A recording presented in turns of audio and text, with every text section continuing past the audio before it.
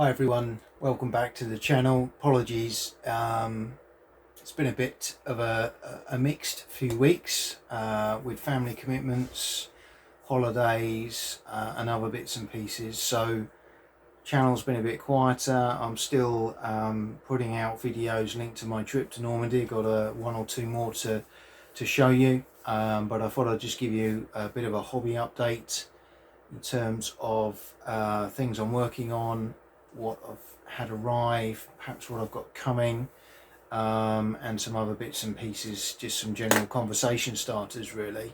So let's start with what's been going on. So painting wise, on the painting desk I've been rebasing all my Wars of the Roses 28mm that I've been painting or purchasing and building up over probably a couple of years now, since the original release, or just prior to the original release of Bill Hooks. Never mind the Bill Hooks. I already had multiple boxes of the Perry's Wars of the Roses. Who doesn't? Thought I'd better put some of those together. Enjoyed doing that and building up some forces. So yeah, it was quite an interesting story really. I had some basing material from Army Painter that I'd had for quite a few years. I think it was called Heavy Sand. Got 3/4 of the way through basing, ran out, went online to buy some more, and I don't seem to have that anymore. The closest I can get to it was like a battleground brown. Got that through, looked a bit different, so I've had to kind of rebase again everything. Been a bit of a chore, but obviously quite time consuming. Quite pleased with how they're coming out. Again, you might not be able to see very well in the light, but the colours are pretty good. These are all based and I've got that initial sand base on them now with PVA, and then I'm hoping to do a bit of dry brushing and then start applying some different basing materials. So I've got some of the usual sort of gamer grass in larger scales. So I've got some 6mm and 8mm grass and some white flowers and some yellow flowers. I'm hoping to also put some battlefield rocks, which are various shapes and sizes in there, so I'm going to scatter some of them, and just generally that with some steppe grass, which is a bit darker than your normal types, hoping to kind of make those bases ping and look quite nice. So I've got quite a lot on the go there. There's 2 boxes full here, full of 28mm Wars of the Roses. So I'm hoping to get those finished in the next couple of weeks, and hopefully get a game organised for the guys on the table, and a 28mm one at that, which is not a scale, as you're probably aware from my channel, that we play lots of. We do play 28mm, of course we do, and we have played some very large games in 28mm. I had a lot of fun with it over the years, but we still very much like our smaller scales, the Grand Tactical, the Grand Scale, 6mm, 10mm, 2mm, 15mm for Napoleonics. So that's one project that's certainly getting to the tail end. My 10mm Carthaginian project continues, so I've finished some Spanish Scutari, and I'm now working on some Gaelic sort of troops. Probably got 2 or 3 units left to paint of the ones I bought there from Pendraken. I've got a box full of stuff done. What I'm going to do is do that as a separate showcase once everything's finished, and let you see that in its entirety. I know you've seen snippets of it as we've been going along. But painting wise, they're the current key things on the go. As I think I mentioned before, I've got several Napoleonic projects waiting in the wings in 6mm, a Portuguese, a little fun army to paint up, and an Austrian army, which I'm hoping to start in the next few months. I think again I said that I'd bought myself a 1066 Norman and Anglo-Dane force, which again Anglo-Dane, Anglo-Saxon, which I hope to showcase soon. It is not painted by me. I will not take any of the plaudits for it, but it is a beautiful army, couple of armies. So again, I would like to share that. Probably for me, basing wise, a little bit too bright and garish. There's nothing wrong with it at all. Perfectly Wargames standard, perfectly okay. But I probably would like to dampen the colour down a little bit, so I may well do that first before I showcase it to you. But painting wise, that's probably it at the moment. In terms of other things on the go, I've made a couple of purchases. So I bought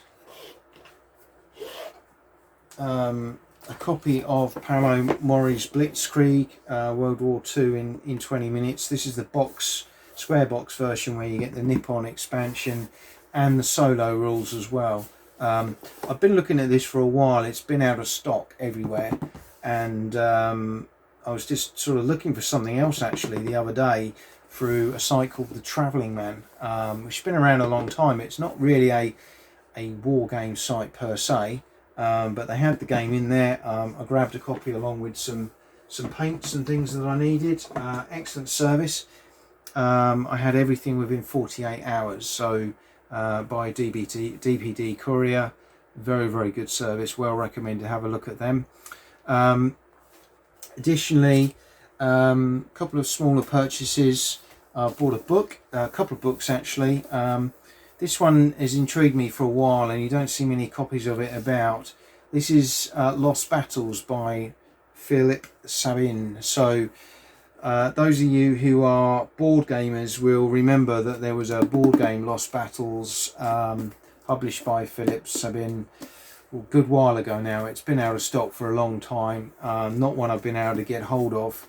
The ones that are available are at exorbitant prices, but his book was something that really intrigued me because it tells you how he came up with the module that he uses.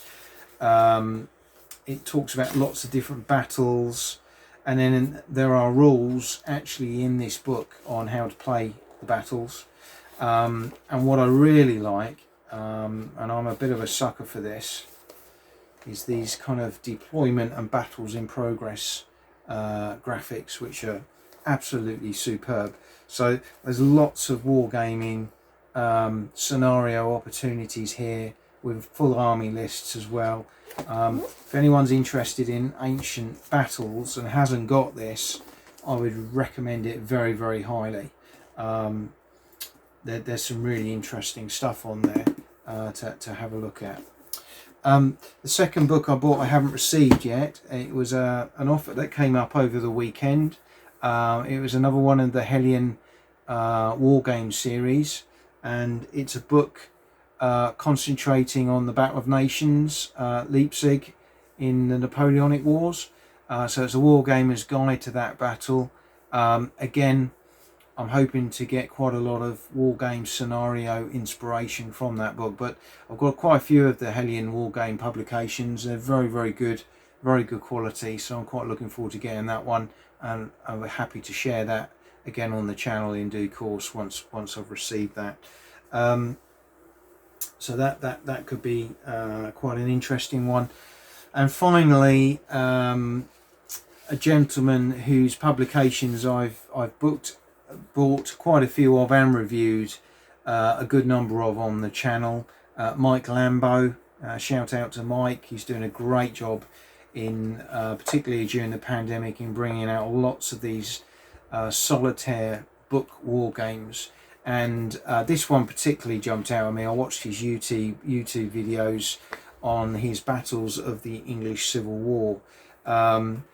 Slightly bigger publication than maybe his previous ones, but you got lots of very well-known battles in here: Edgehill, Hopton Heath, Lansdowne, Newbury, Cropredy Bridge, Marston Moor, Newbury, Naseby, Langport, Stow on the Wold, and then there's some ones that I haven't heard of in there. For example, Stratton, Seacroft Moor, and Sawton Down. Apologies for those who are English Civil War aficionados who probably are shouting at the screen saying, well, you've never heard of those?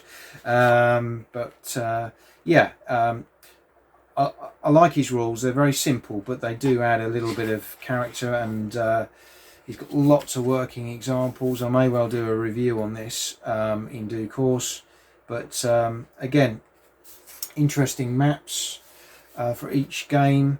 And what he's done is he's put in the back copies of the counters to show you these.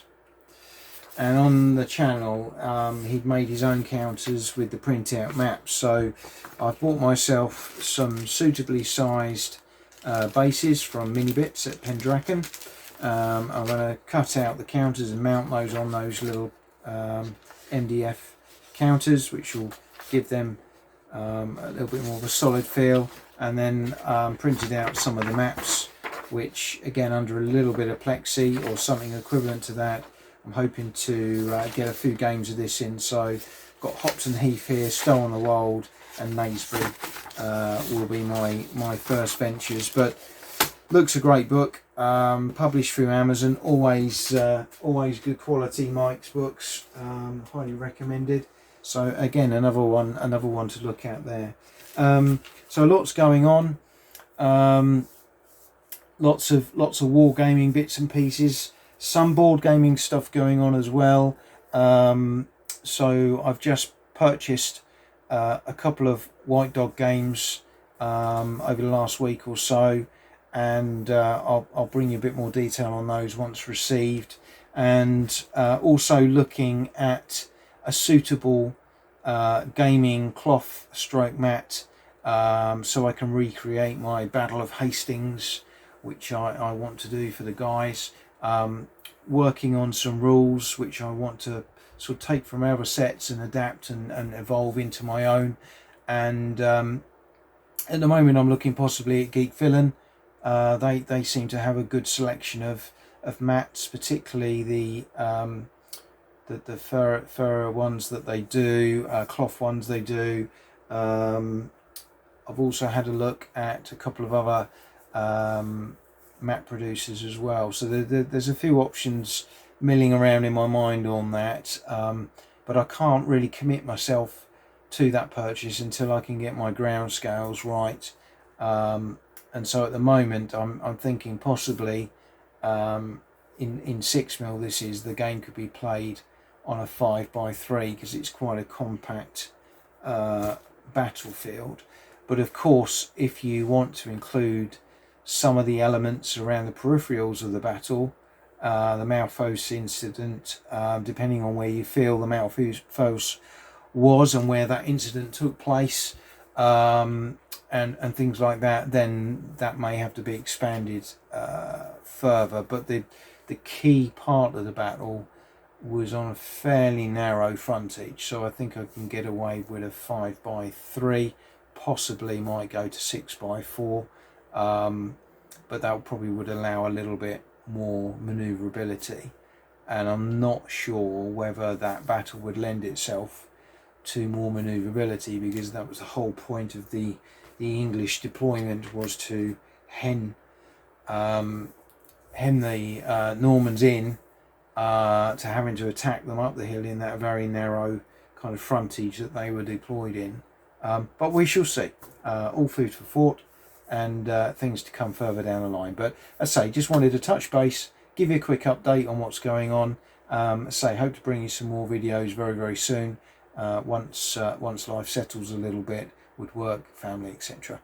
But any comments, please get in touch. Let me know your thoughts, things you're looking for, things you like the sound of, want to see a bit more of.